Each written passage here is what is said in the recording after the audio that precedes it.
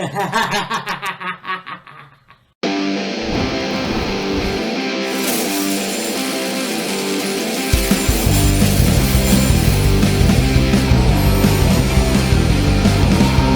said, she'll take me anywhere, she'll take me anywhere, as long as she stays with me. She said, she'll take me anywhere, she'll take me anywhere, as long as I stay queen. Kiss, kiss Molly's lips, kiss, kiss Molly's lips, kiss, kiss Molly's lips, kiss, kiss Molly's lips.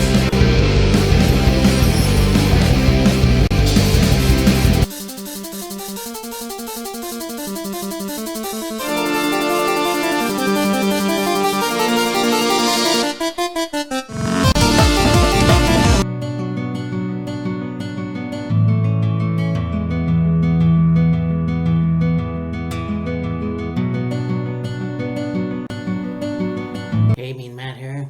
It's January.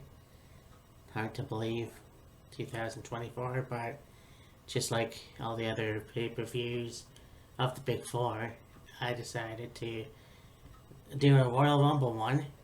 So, yeah, I think I'm going to do at least 3 this year. So let's get down to it. Royal Rumble 1992. And I mean, this was the year I started watching WWF. And, well, yeah, wrestling in general, but it was mainly WWF. And a pretty good Rumble. And I watched this specific one, I remember, say, 11 years ago, 11, 12. But this was a good show. And you have this first match, a dark match. Chris Walker, who defeated Brooklyn Brawler by disqualification. I'm not sure Chris Walker is. But yeah, of course, you got the Brooklyn Brawler. He was a jobber, and pretty sure this was a good match. Then we get on to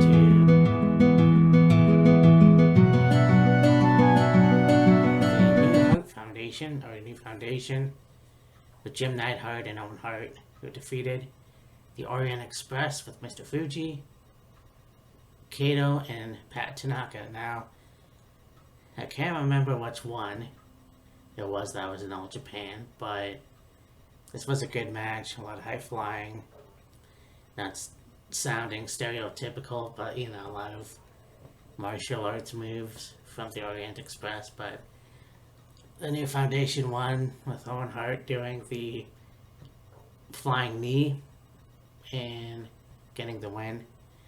They wouldn't last very long though, and Jim Neidhart would leave, and then of course Coco Beware would team up with Owen, and it would be High Energy, which is obviously the group I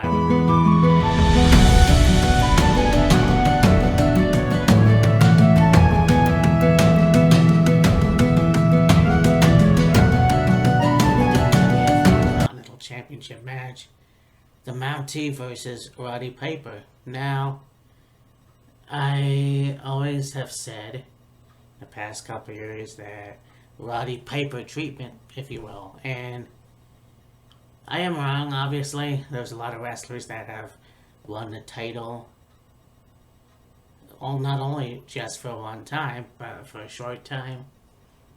But I randomly picked Piper because, I mean, you have the Mountie who beat Brett for the Intercontinental title, and this wasn't a very long reign. So, I mean, this was a good match. Yeah, thinking that the Mountie was going to retain, but Piper did the sleeper hold, and then basically won with that, and grabbed the shocker, and, you know, for good measure. So, yeah, this was a really good match. You know, a tag team match, the Beverly Brothers, Bo and Blake, with the Genius, who defeated the Bushwhackers, Luke and Butch, with Jameson. Now, Jameson was in the WWF for, I'm not sure, a couple of years, and he was like the Ed McMahon to Bobby Heenan's Johnny Carson, and interesting person. Now this was a good match, and I mean, you thought maybe this was going to go to the Bushwhackers, but yeah, the Beverlys won. And the Bushwhackers fiend them off and then celebrated. So I was like, yeah, the heels won, but the good guys, you know, they would stand tall, I guess.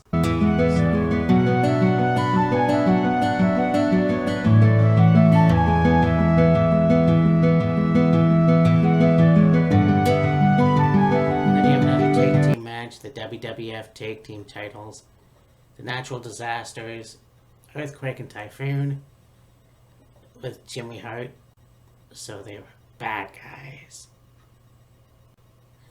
They defeated the Legion of Doom, who had just come out. Actually, this was a count out, so the Legion of Doom were the Tag Team champions, and they retained.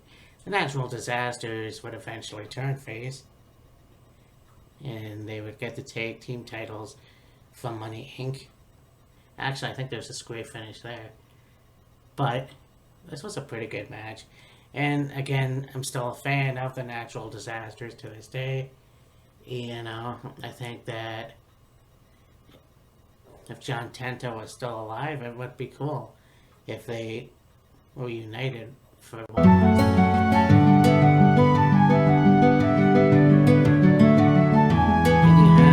Royal Rumble match itself. This was pretty good. Actually, yeah, this was pretty good. Bobby Heenan wouldn't shut the fuck up. So, yeah. And you had the British Bulldog, Ric Flair. You have Ted DiBiase. You know, all these guys. And I mean, I'm not going to go through it, but basically, Ric Flair lasted the long time.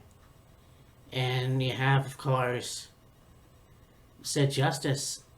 Yeah, he threw Hulk Hogan out. And then, you know, it was fucking irritating. It was Hulk Hogan and Rick Martel. And then, it was for some reason, Ric Flair, like, he threw Sid out. But Hulk Hogan was on the outside, and he was pulling Sid Justice out. And then Sid Justice got the Warlord out. Actually, I fucking can't remember how that worked. Anyways, doesn't matter. Basically, Ric Flair threw the Warlord out, won the match. And this was a very good show. And I mean, just goes to show you why I was never a fan of Ric Flair. But, I mean, you have the backstage promo where, you know, the famous, I mean, Jack Tunney gives Ric Flair the title. You got Bobby Heenan and Mr. Perfect Kurt Hennig there. And a classic, with a tear in my eye, this is the greatest moment of my life. And then, of course, Mean Gene before that goes, put that cigarette out. Apparently, there was no guy smoking behind the camera. But this was a really good show. And I mean, obviously, to set up a match at WrestleMania 8, Ric Flair and Macho Man. And then, of course, Hulk Hogan and Sid Justice had to finish out the match. Show, rather, but a pretty good show. And, you know, it's nostalgia now. Like, I started watching later in the year, so, you know, this was kind of like, oh, you know, I recognize these wrestlers from when I was first watching, but some of them weren't there. But anyways, this was a good show. We'll talk to you next time. Later. So you know that them cutting WCW was a long time coming. I